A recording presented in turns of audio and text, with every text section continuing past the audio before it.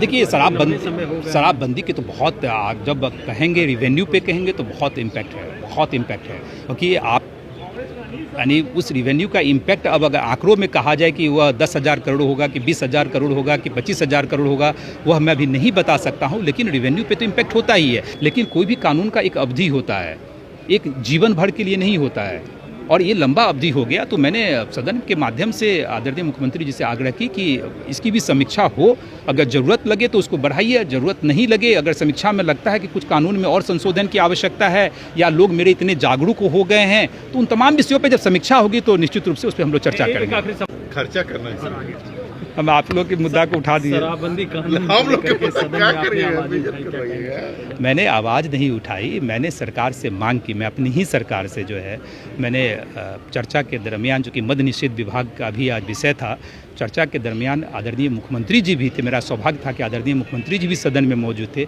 मैंने उनके आसन के माध्यम से आदरणीय मुख्यमंत्री जी का ध्यान आकृष्ट करने की कोशिश की कि आदरणीय मुख्यमंत्री जी, आपने बहुत सारे क्रांतिकारी निर्णय लेने का काम किया है और बिहार में उसके बदलाव भी हम लोगों ने देखा है।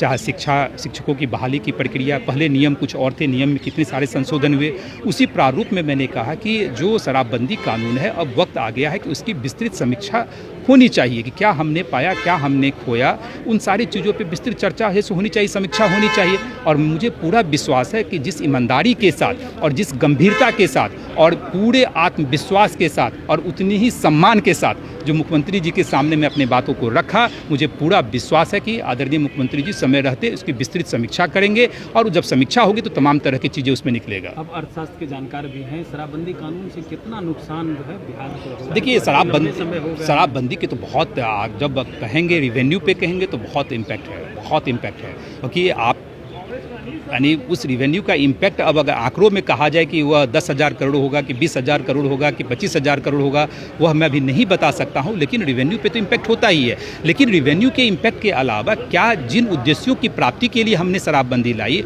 उस उद्देश्य की कितनी प्राप्ति हुई, उसको भी देखने की आवश्यकता है। तो उन जब विस्तृत रूप से समीक्षा होगी तो निश्चित रूप से सारे विषयों पे जो है सो ये सब चीज़ों पे चर्चा होगी। शराबबंदी कानून से नहीं लग रहा है कि सूखा नशा का जो है युवाओं में मैंने तो पहले ही कहा ना कि जब कोई भी कानून के प्लस और माइनस दोनों चीज़ होते हैं। आपने शराबबंदी की, मैं ये नहीं कर रहा हूँ, लेकिन जो सदन में या बाहर जो लोग बोलते हैं कि सूखे नशे की तरफ लोग बढ़ रहे हैं, तो जब शराब वहीं तो मैंने जब समीक्षा की क्यों बात मैंने की, जब विस्तृत समीक्षा होगी तो तमाम चीज़ों पे है सो चर्चा में आएगा कि क्या इसका असर हुआ।